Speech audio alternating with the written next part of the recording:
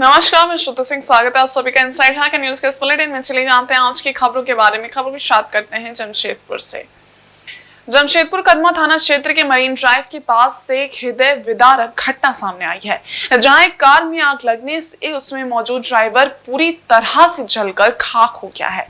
मृत व्यक्ति की पहचान कदमा के विजय हेरिटेज निवासी सुनील अग्रवाल के रूप में हुई है।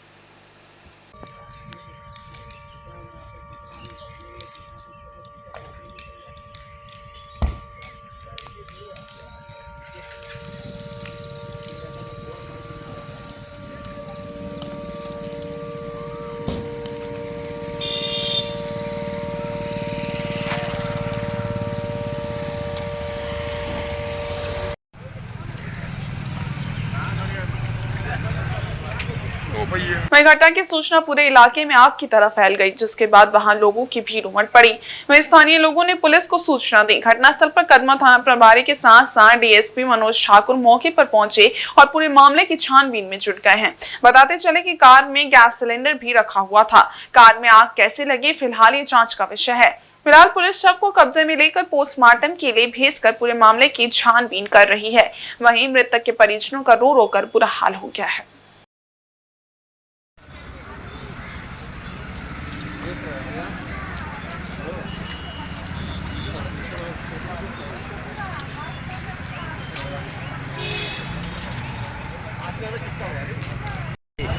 आज सुबह 5:30 पौने 6 के आसपास थाना प्रभारी कदमा को सूचना मिली कि इधर नीम बाग के नज़दीक सड़क के किनारे एक वाहन में आग लगने से एक हादसा हो गया है और गाड़ी में आग लगी हुई है। इस सूचना पर थाना प्रभारी के द्वारा तत्परतापूर्वक थाना की पेट्रोलिंग पार्टी और पदाधिकारियों को घटनास्थल पर भेजा गया और स्वयं भी वो घटनास्थल पर पहुंचे। यहाँ आने पर गाड़ी पूरी तरह से जली हुई और क्षतिग्रस्त अवस्था में पाई गई, जैसा आप लोग भी देख रहे हैं जी।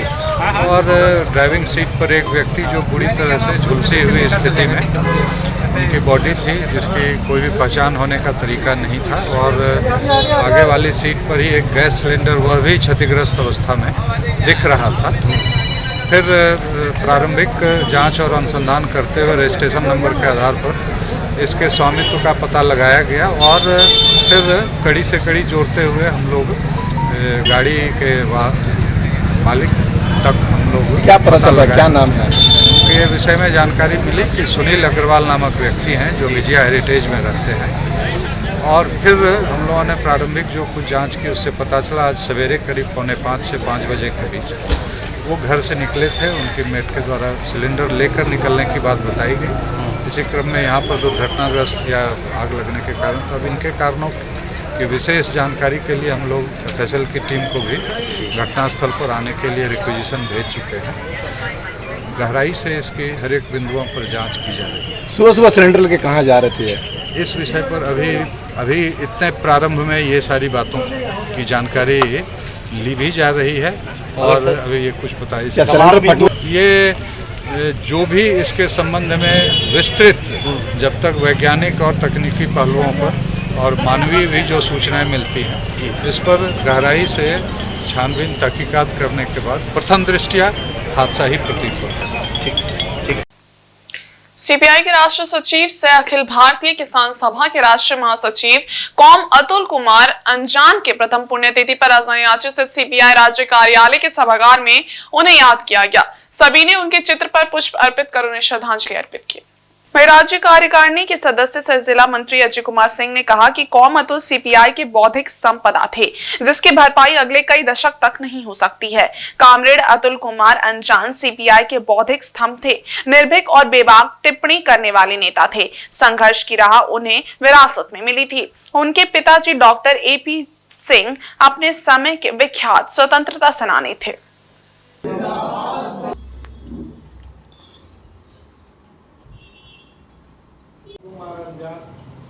जो इस देश में गरीबों के, मजलूमों के और शोषण के खिलाफ अगर आवाज उठाने वाला व्यक्तित्व था, वो हमारे बीच पिछले साल 3 मई को गुजर गए हैं।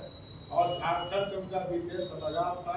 यहाँ के प्रभारी भी थे, यहाँ आते थे तो आपने देखा होगा वेंडर मार्केट कई ऐसा चीजें फुटपाथ दुकानदार को एस्टैब्लिश करने के लिए नियम कानून झारखंड के कृषि पशुपालन एवं सहकारिता मंत्री शिल्पी नेहा तिर्की ने रांची में बंद बेकन फैक्ट्री को पुनर्जीवित करने की बहुत जल्द एमओयू होने की बात कही है। वहीं राष्ट्रीय मांस अनुसंधान केंद्र की भूमिका इस फैक्ट्री के संचालन में नॉलेज पार्टनर की होगी। बंद बेकन फैक्ट्री में जंग लग चुकी मशीनों को बदला जाएगा। मंत्री शिल्पी नेहा तिर्की ने नेपाल हाउस में प्रेस वार्ता के दौरान ये जानकारी दी है। उन्होंने बताया कि 28 से 30 अप्रैल तक तेलंगाना राज्य के दौरा झारखंड राज्य के किसानों के लिहाज से महत्वपूर्ण रहा। मंत्री शिल्पी नेहा तिर्की ने कहा कि झारखंड में सुकर पालन से जुड़े लोगों की संख्या काफी ज्यादा है। एक समय था जब बेकन फैक्ट्री में काम करने वाले कर्मी अध्ययन के लिए डेनमार्क तक जा चुके हैं।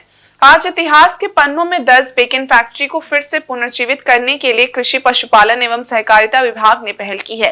मंत्री शिल्पी नेहा तिर्की ने मत्स्य पालन को बढ़ावा देने के संदर्भ में बताया कि नेशनल फिशरीज डेवलपमेंट बोर्ड इस दिशा में सहयोग करने को तैयार है। केंद्र सरकार ने पर्ल कल्चर को बढ़ावा देने के लिए हजारीबाग जिला को चुना है। राज्य के 100 किसानों को विशेष प्रशिक्षण के लिए भेजे जाने की कागजी प्रक्रिया शुरू हो गई है। CIFA भुवनेश्वर में किसानों के साथ साथ मत्स्य विभाग के पदाधिकारी प्रशिक्षण के लिए भेजा जाएगा। इसका उद्देश्य मत्स्य पालन के क्षेत्र में नई विधि को अपनाना और उत्पादन को बढ़ावा देना है। मंत्री शिल्पी नेहा तिर्की ने कहा कि झारखंड में मोटे अनाज के उत्पादन के लिए Indian institute of millet research centre के मॉडल को अपनाने की जरूरत है।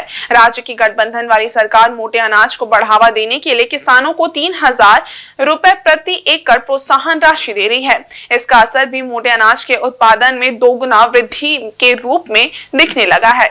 आज Indian institute of millet research के द्वारा मोटे अनाज से 40 प्रोडक्ट को तैयार किया गया है। झारखंड में आने वाले समय में मिलेट कैफेटेरिया बनाने की योजना है। इसके लिए भी एक MOU किया जाएगा। संस्था हो सकती है इस यूनिट को रिवाइव करने के लिए। आप लोग जानते ही हैं कि पूरे देश भर में आज के दिन झारखंड में सबसे दूसरे तादाद पे सुकर पाया जाता है। यहाँ संदर्भ में भी मैंने भी कहा कि वैल्यू एडिशन, मूल्य संवर्धन अभी नहीं हो पा रहा है मिलेट का। प्रोडक्शन तो हम लोगों ने प्रोत्साहन करके लोगों को किसानों को इतना प्रोत्साहित कर दिया कि प्रोडक्शन भी अब दोगुना हो चुका है। मगर अब क्या मड़वा का क्या हो सकता है? इसी प्रयास के तहत आप लोग ने देखा होगा कि जनवरी महीने में सी पार्क का हम लोगों ने ओपनिंग किया। ये प्रक्रिया तो चल ही रहा था, किंतु ओपनिंग हुआ, प्रोसेसिंग वहाँ पे यूनिट है हमारा। कई सारे किसान FPOs अपना रॉ मटेरियल ला के वहाँ पे अब प्रोसेसिंग भी कर रहे हैं। हम लोग चाहते हैं उसी सी पार्क से जुड़े कुछ FPO हैं, SHGs हैं, महिला समूह का जो ग्रुप है, उनको हम लोग मिलेट रिसर्च इंस्टीट्यूट में 25 लोगों को भेजेंगे भी। ट्रेनर के रूप में वो ट्रेन होके आएंगे और यहाँ की जो SHGs की महिलाएं हैं जिन्हें अभी जानकारी नहीं है कि वो क्या कर सकते हैं अपने उत्पाद से, वैसे महिलाओं को भी सी पार्क में ट्रेनिंग देने का काम करेंगी। तो ये प्रयास हमारा है। साथ ही साथ कुछ मॉडल भी उनको प्रस्तावित करने के लिए कहा गया है। जब वो यहाँ झारखंड विजिट करेंगे मिलेट रिसर्च इंस्टीट्यूट के तमाम अधिकारी, तो उनको कहा गया है कि कुछ मॉडल हम लोगों को तैयार करके दे कि गांव के जो FPOs हैं, गांव के जो महिला समूह हैं, उनको हम लोग छोटा प्रोसेसिंग यूनिट कैसे दे पाए, कम आर्थिक बोझ उन पे पड़े, वैसे कुछ मॉडल्स भी प्रपोज करने के लिए। तो मुझे लगता है ये पहल आने वाले समय में आप जो चिंता व्यक्त कर रहे हैं उसको मदद करेगा, उसको हल करने में मदद करेगा। और जमशेदपुर में शनिवार को झारखंड क्षत्रिय संघ द्वारा जम्मू कश्मीर के पहलगाम में हुए आतंकी घटना के विरोध में एक आक्रोश मार्च निकाला गया। ये मशाल जुलूस शहर के साक्षी स्थित प्रेस क्लब के सामने से आरंभ होकर महाराणा प्रताप चौक पहुंचा, जहां इसका समापन हुआ।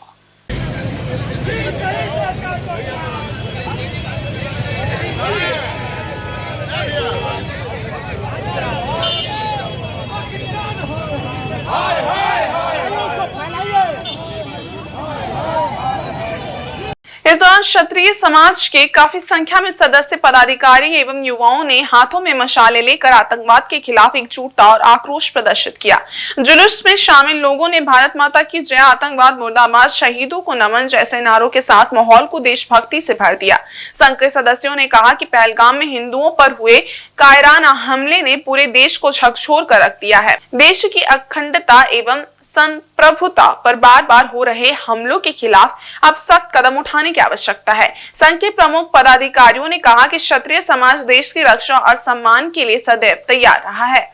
आतंकवाद के विरुद्ध ये प्रतीकात्मक मार्च सरकार और प्रशासन को ये संदेश देने का माध्यम है कि अब देशवासी केवल सहानुभूति नहीं, ठोस कार्रवाई की अपेक्षा रखते हैं। इस मौके पर झारखंड क्षत्रिय संघ के अध्यक्ष, महामंत्री, कोषाध्यक्ष सहित समाज के वरिष्ठ और महिला सदस्य भारी संख्या में उपस्थित थे। मार्च के समापन पर 2 मिनट का मौन रखकर शहीदों को श्रद्धांजलि दी गई और उनकी आत्मा की शांति के लिए प्रार्थना की गई।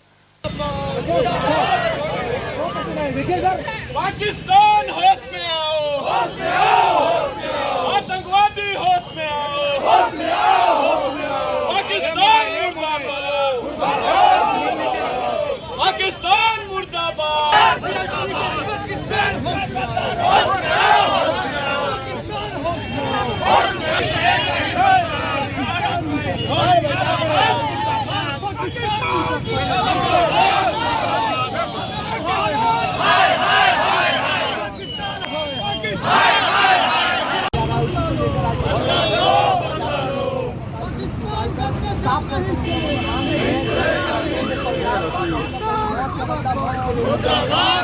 आक्रोश रैली निकाले हैं प्रेस क्लब से लेके महाराणा प्रताप चौक तक। और ये आक्रोश रैली जो है सरकार और पाकिस्तान दोनों के खिलाफ में। सरकार के खिलाफ में इसलिए है कि 2001 में जिस तरह से उस समय की सरकार, जब सेना जो है पूरा बॉर्डर में चली गई थी, उसमें कम से कम 30,000 से 40,000 रुपया खर्चा हुआ, करोड़ खर्चा हुआ। उसके बाद जो है वो रिलेटेड कर गई बाहरी दबाव के चलते, दूसरे देशों के इंटरनेशनल अंतर्राष्ट्रीय दबाव में। तो ऐसी स्थिति नहीं आए। और ये 22 तारीख से आज जो है 12 दिन हो गया, अभी तक सरकार कुछ नहीं की है। इसके लिए हम लोग के सब में आक्रोश है और सरकार जल्द से जल्द रिलेटेड करे और अटैक करे और पाकिस्तान को नेस्तनाबूद कर दे।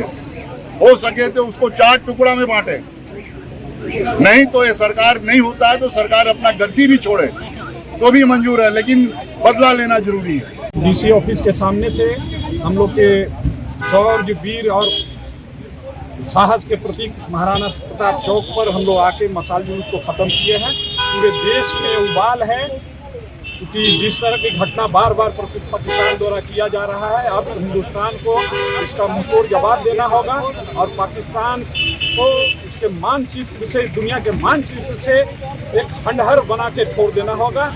और यही संकल्प के साथ, क्योंकि हमारा इतिहास रहा है इस भारतवर्ष को सजाने का, संवारने का, इसी के सिलसिले में आज क्षत्रिय महासभा का ये मशाल जुलूस है। और हम भारत के प्रधानमंत्री, भारत सरकार से हम लोग आग्रह करते हैं कि पाकिस्तान का को मुंहतोड़ जवाब दे और पूरे भारतवासी, पूरे क्षत्रिय समाज, पूरा भारतवासी भारत सरकार के साथ खड़ा है और इस घृणित कार्य का बदला अवश्य भारत सरकार ले पाकिस्तान। ये है कि हम लोग का जितने भी भारतीय लोग हैं सबका एक ही है कि अब वार्ता नहीं, पाकिस्तान का खात्मा चाहिए, खात्मा चाहिए। ये पूरे हिंदुस्तानियों का एक जो है और भारत सरकार से हम लोग आग्रह करते हैं कि ये दिन टाला नहीं जाए, वो करना है इमीडिएट करें। पूरा हिंदुस्तान उनके साथ है, लेकिन अगर यही लश्कर व्यवस्था रहेगी कि 5 दिन देख रहे हैं, सोच रहे हैं, समझ रहे हैं कि खून जो है लोगों का ठंडा होगा, वो ठंडा नहीं होना चाहिए। उसके पहले पाकिस्तान के ऊपर कार्रवाई होना चाहिए। वहीं पोटका के वरीय पुलिस अधीक्षक के आदेश पर जमशेदपुर के 11 थाना प्रभारी को इधर से उधर किया गया, जिसमें पोटका थाना प्रभारी रवि होनहागा को गोलमुरी पुलिस केंद्र भेजा गया। साथ ही साथ मानगो थाना के मनोज कुमार मुर्मू को पोटका का नया थाना प्रभारी बनाया गया। वहीं विधिवत रूप से मनोज कुमार मुर्मू ने निवर्तमान थाना प्रभारी रवि होनहागा से चार्ज लिया। साथ ही साथ थाना के अन्य पदाधिकारी एवं थाना प्रभारी रवि होनहागा द्वारा फूलों का रास्ता देकर वर्तमान थाना प्रभारी मनोज कुमार मुर्मू का स्वागत किया गया। उन्होंने अपने शब्दों में कहा कि क्षेत्र अपराध मुक्त होगा, पुराने मामलों का खुलासा किया जाएगा, साथ ही साथ जो लोग अपराध जगत में हैं उन्हें मुख्य धारा।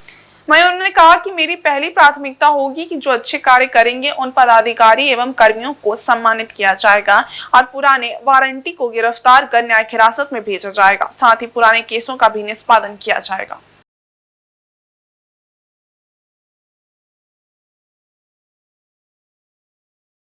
पुलिस स्तर से देखा है तो फर्स्ट प्रायोरिटी तो हमारा कि किसी प्रकार का अपराध ना हो और जितने भी अपराध घटित हुए हैं उन सब चीज़ पर रोक लगाना और किस प्रकार से रोक लगाना ये हम लोग का फर्स्ट प्रायोरिटी है। और सेकंड बात रही कि जितने भी मुख्य धारा से कटे हुए लोग हैं उनको मुख्य धारा पे लाना और समाज के अकॉर्डिंग ही हम लोग काम करेंगे। और जितने भी लंबित केसेस हैं उनमें जितने भी अपराधी हैं या फिर फरार हैं उस पर भी कार्रवाई किया जाएगा। और बात रहा जितने भी अच्छा काम करने वाले लोगों के लिए अपने थाना स्तर से हम लोग उसको रिवार्ड ज़रूर देंगे और उन लोग से निवेदन भी करेंगे कि मतलब जितने भी इस टाइप के व्यक्ति हैं जो मुख्य धारा से जुड़े हुए नहीं हैं तो उन लोग को मुख्य धारा में लाने का प्रयास करने के लिए उन लोग से निवेदन करेंगे। और इस बुलेटिन में बस इतना ही। ब्रेक के इस बारे कुछ और खास खबरें, तब तक के लिए देखते रहिए इनसाइडर झारखंड न्यूज़। धन्यवाद।